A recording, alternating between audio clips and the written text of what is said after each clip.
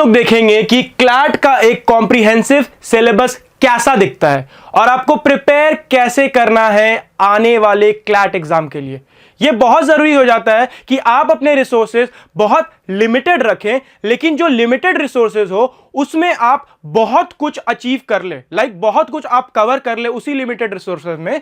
तो यहां पे हम लोग जानेंगे क्या स्पेसिफिक चीजें आपको पढ़ना जरूरी है ताकि आप नेक्स्ट अपकमिंग क्लैट के ट्रेंड के हिसाब से अपना प्रिपरेशन रख सकें।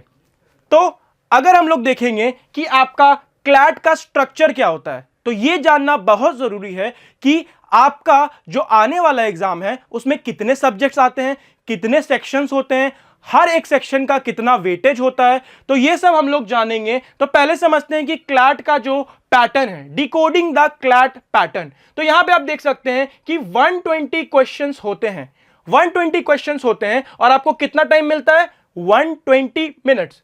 तो आप यहां पे देख सकते हैं कि 120 मिनट्स का मतलब है कि हर एक क्वेश्चन पे आपको 1 मिनट मिलता है।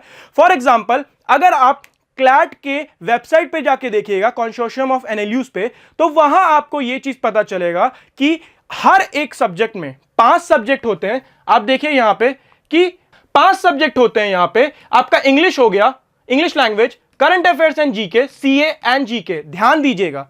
यहां पे लीगल रीजनिंग हो गया, लॉजिकल रीजनिंग हो गया और क्वांटिटेटिव एप्टीट्यूड हो गया। तो हर एक सब्जेक्ट के लिए क्लैट के वेबसाइट पे एक ही चीज लिखा हुआ है, कॉमन चीज, कि आपको ये 450 वर्ड्स का एक पैसेज देंगे और 450 वर्ड्स के पैसेज में आपको 5 या 6 क्वेश्चन उससे रिलेटेड दिए जाएंगे और ये हर एक सेक्शन में कॉमन है। English language, GK, legal, logical, quants, maths बोल सकते हैं। या तो यहां पे आपको ये चीजें ध्यान रखनी है कि 450 वर्ड्स का जो पैसेज होता है वो इंग्लिश लैंग्वेज में होता है। तो आप कोई भी सेक्शन पढ़िए, वो मैथ्स ही क्यों नहीं हो, आपको बेसिक इंग्लिश आना चाहिए। जी हां, सही सुना आपने, बेसिक इंग्लिश। क्योंकि बेसिक इंग्लिश ही जो है वो क्लैट अपने एस्पिरेंट से डिमांड करता है और कुछ नहीं चाहिए उसको। बेसिक मतलब कि आप एक बेसिक सा इंग्लिश का जो पैराग्राफ लिखा है उसको पढ़ पाए, जो क्वेश्चन दिया है आप उसको पढ़ पाए इंग्लिश में, और उसके बाद आप कॉम्प्रिहेंड करके लॉजिकल या जो भी रीजनिंग लगा के आप अपना ऑप्शंस में से 4 ऑप्शंस में से एक ऑप्शन चूज करें। तो अगर हम लोग यहां पे देखेंगे तो 120 क्वेश्चंस को 120 मिनट्स में सॉल्व करना होता है और 1 मिनट आपको 1 मार्क्स आपको पॉजिटिव मिलता है जब आप एक क्वेश्चन सही करते हैं। अगर आप क्वेश्चन गलत करते हैं तो आपको -0.25 का नेगेटिव मार्किंग होता है। ठीक है, तो यहां पे हम लोग देख सकते हैं कि आपका सिलेबस का ओवरव्यू हमने देख लिया। हर एक सेक्शन में वेटेज क्या होता है, वेटेज क्या होता है हम देख सकते हैं। 22 से 26 क्वेश्चन आपके इंग्लिश लैंग्वेज में पूछे जाते हैं। आपका 28 से 32 क्वेश्चन लीगल में, आपका 28 से 32 क्वेश्चन आपका करंट अफेयर्स में पूछा जाता है। 28 से 32 क्वेश्चंस आपका लीगल में भी पूछा जाता है और वहीं आपका 22 से 26 लॉजिकल रीजनिंग में भी पूछा जाता है। आप देखिए इसको क्वांटिटेटिव टेक्निक्स में, यानी कि मैथ्स, इसमें आपको 10 to 14 क्वेश्चंस पूछे जाते हैं। तो वेटेज लिखा हुआ है 20%, 25%, 25%, 20%, 10%। तो ये पूरे क्लैट का जो है वो आपका पेपर का ये दिया हुआ है pattern.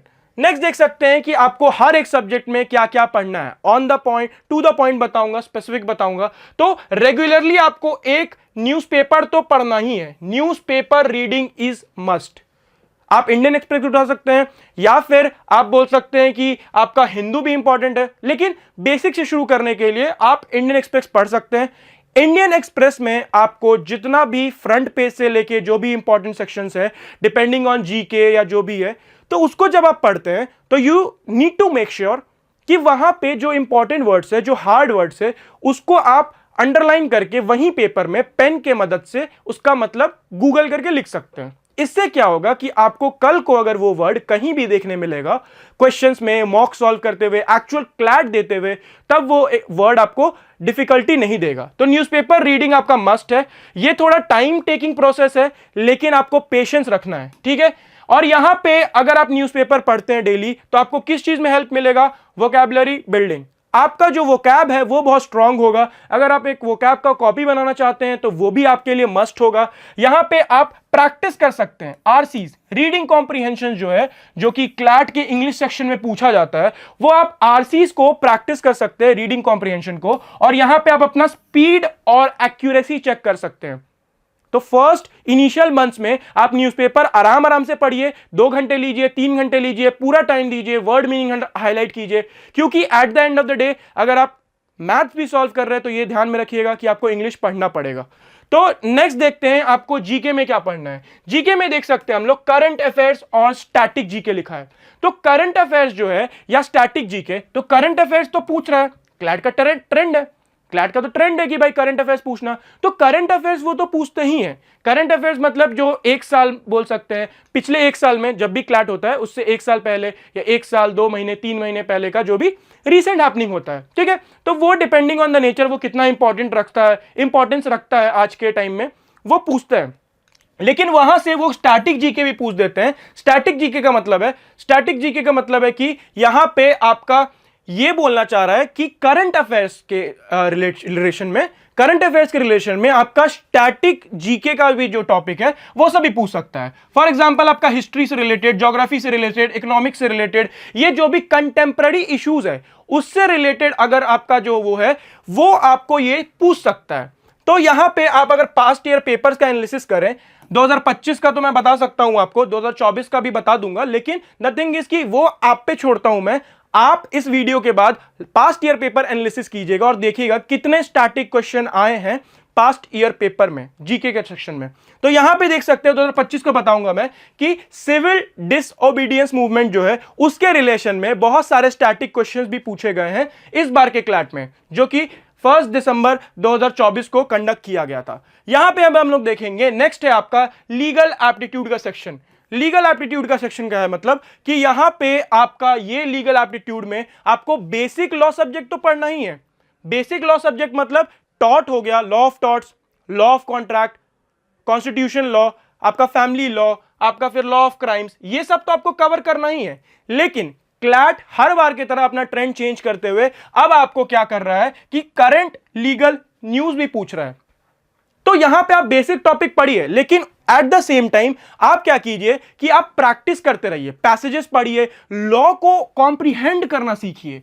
Reading the law is important, क्योंकि एट द एंड आप जब कॉलेज में जाइएगा या इन फ्यूचर में जब आप लॉ परस्यू कीजिएगा तो आपको लॉ पढ़ना आना चाहिए। तो ये कैसे होगा, जो न्यूज़पेपर में आपका इंपॉर्टेंट लीगल जजमेंट्स अगर आपको दिखे, सुप्रीम कोर्ट, हाई कोर्ट अगर आपको दिख रहा है वर्ड, या कुछ ऐसा लॉ चेंज हुआ है, फॉर एग्जांपल 2025 का क्लैट का बात करें तो यहां पे पिछले साल अगर आपने देखा होगा तो बहुत फेमस हुआ था वो नीट का पेपर लीक। नीट का मेडिकल का जो एग्जामिनेशन कंडक्ट होता है 12th पास कैंडिडेट के लिए, उसका जो पेपर लीक हुआ था उसके रिलेशन में नेशनल लेवल पे बहुत ज्यादा आउटरीच हुआ था, बच्चे रोड पे उतर आए थे। तो यहां पे उसके रिलेशन में एक अनफेयर मींस पब्लिक एग्जामिनेशन में यूज करने के लिए पनिशमेंट दिया जाए, वो एक एक्ट लाया गया था, और वही क्लैट ने क्या किया, लीगल रीजनिंग के सेक्शन में उसे एज इट इज उठा के पूछ दिया। तो यहां पे आपको ध्यान देना है कि आपको लीगल वर्ड्स इंटरप्रेट करने आना है, और ये एग्जॉस्टिव सिलेबस नहीं है। ये टॉर्ट, कॉन्ट्रैक्ट, ये तो आपको पता होना चाहिए। लेकिन अगर मान लीजिए आपको कोई करंट लीगल का टॉपिक पूछ देता है, आपने पढ़ा है अच्छी बात है, बट अगर आपने नहीं पढ़ा है, इन दैट केसेस आप क्या कीजिएगा, लीगल वर्ड्स अगर आपको इंटरप्रेट करने आता है, आप न्यूज़पेपर पढ़ते वक्त जब भी कोई इंपॉर्टेंट लीगल वर्ड्स दिखते हैं उसको गूगल पे सर्च करके आप उसका मतलब खोज सकते हैं, ताकि आपका पर्सनल डेवलपमेंट हो। यहां पे हम देखेंगे लॉजिकल रीजनिंग। नेक्स्ट सेक्शन जो है आपका वो है लॉजिकल रीजनिंग, और यहां पे देख सकते हैं मैंने क्या लिखा है, critical reasoning and analytical reasoning.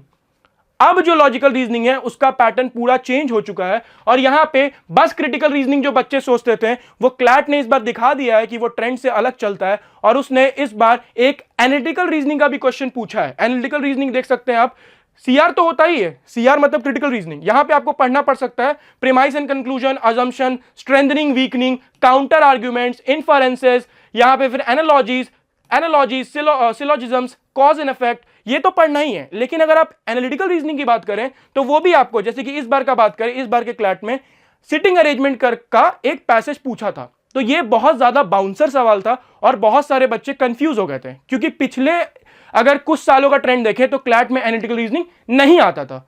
तो तो यहां पे you have to practice everything और आपको मॉक्स या प्रैक्टिस सेट लगाने पड़ेंगे। बात करें हम लोग क्वांटिटेटिव टेक्निक्स की या क्वांटिटेटिव एप्टीट्यूड की, तो यहां पे आपको बेसिक एलिमेंट्री मैथ्स लाना है, ठीक है, आना चाहिए आपको basic elementary maths. The reason is कि आप मैथ्स देख के ही डर जाते हैं, मैथ्स वर्ड सुन के ही आप डर जाते हैं, जबकि यहां पे बेसिक कैलकुलेशंस होता है। फॉर एग्जांपल आपको रेशियो प्रपोर्शन, बेसिक अलजेब्रा हो गया, मेंसुरेशन हो गया, ठीक है, उसके बाद आपका स्टैटिस्टिकल एस्टिमेशंस हो गया। तो यहां पे आपको बेसिक कैलकुलेशन में, बेसिक मैथ में स्क्वायर रूट, क्यूब रूट, इन सब पे काम करना है और आपका 10th लेवल का जितना मैथ्स है बस उसी पे आपको ध्यान देना है और उस पर प्रैक्टिस सेट्स आप रेगुलरली लगा सकते हैं। डेली 1 पैसेज, 2 पैसेज, 3 पैसेज आप सॉल्व कीजिए, टाइम दीजिए, भरपूर टाइम दीजिए, लेकिन आप अपने बेसिक्स पे काम कीजिए। बाद में पहले एक्यूरेसी पे ध्यान दीजिए। एक्यूरेसी इज द थिंग कि आपका कितना सही हो रहा है, और बाद में हम लोग वो चीज देखेंगे कि आप कितने कम टाइम में कर पा रहे हैं। तो हम देख सकते हैं कि आपका इफेक्टिव स्ट्रैटेजी क्या होना चाहिए। सिलेबस तो हमने समझ लिया, बट आपका एक गोल होना चाहिए, आपका एक पर्पस होना चाहिए कि मैं उसके तरफ कैसे एम करूंगा। तो अगर आपने ये वीडियो देखा है तो आपने प्लान तो कर लिया कि आपको क्लैट देना है। नेक्स्ट आपका क्या होना चाहिए, एक मेंटरशिप। आपको पता है कि अगर आपको किसी चीज के लिए प्रिपेयर करना है तो कोई आपको गाइडेंस का जरूरत होगा, आप अकेले किसी भी चीज को नहीं कर सकते हैं। द रीजन इज दैट कि आपको एक डायरेक्शन दिखाते हैं कोई भी मेंटर्स हो गए। फॉर एग्जाम्पल अगर आपको क्या पढ़ना है या नहीं पढ़ना है उसी को क्रैक करते हैं। जो एनालिसिस मैं आपको बोल रहा हूं पास्ट ईयर पेपर्स का करने का, वही हम आपको करके बताएंगे कि आपको क्या पढ़ना है और नहीं पढ़ना है। रिसोर्सेज अगर बात करें, रिसोर्सेज मतलब कि अगर आपका कंपाइलेशन, मंथली जीके का कंपाइलेशन, मंथली आपका लीगल जो करंट अफेयर्स होता है उसका कंपाइलेशन, तो ये सब आपको एक मेंटर्स के थ्रू प्रोवाइड किया जाएगा। तो यहां पे आप देख सकते हैं मॉक टेस्ट। मॉक टेस्ट आपका जो है वो बहुत इंपॉर्टेंट होता है। यहां पे जब तक आप न्यूज़पेपर पढ़ते रहिएगा, सिलेबस प्रैक्टिस करते रहिएगा और मॉक नहीं लगाइएगा तो यहां पे आपका पूरा प्रिपरेशन क्या है, वेस्ट हो जाएगा। तो मॉक टेस्ट तो एसेंशियल है, मॉक टेस्ट लगाइए आप। और how to start your preparation, तो सबसे पहला न्यूज़पेपर रीडिंग कीजिए, उसके बाद अपने लॉजिकल स्किल्स पे काम कीजिए। न्यूज़पेपर रीडिंग जो है आपका वो आपको इंग्लिश, जीके, करंट में तो हेल्प देगा ही देगा, बाकी सेक्शंस में भी देगा। लॉजिकली ये लॉजिकल स्किल्स जो है वो आप अपना शार्प कीजिए ताकि आपको इंग्लिश और सीआर दोनों में हेल्प मिले। लीगल नॉलेज, आप लीगल वर्ड्स को समझने का ट्राई कीजिए, लीगल न्यूज़ को समझने का ट्राई कीजिए ताकि आप कोई भी कहीं से कोई भी पैसेज आता है आप उसको पढ़ के कॉम्प्रीहेंड कर पाएंगे। आप बराबर टाइम दीजिए, टाइम एलोकेट कीजिए हर एक सेक्शन को। मॉक देते हैं तो आप अपना स्ट्रेटजी प्लान कीजिए कि आपको कैसे मॉक अटेम्प्ट करना है, कौन सा सेक्शन पहले सॉल्व करना है, कौन सा सेक्शन बाद में सॉल्व करना है। Stay calm, patience, perseverance and dedication, ये बहुत लंबा प्रोसेस है और इसीलिए आपको पेशेंस रखना पड़ेगा। वो ड्रीम एनएलयू आपका वेट कर रहा है, लेकिन आपको अपना स्ट्रेस इफेक्टिवली मैनेज करना होगा और आपको डटे रहना होगा। तो thank you everyone and stay tuned for more videos और मिलते हैं हम लोग अगले वीडियो में। Thank you everyone.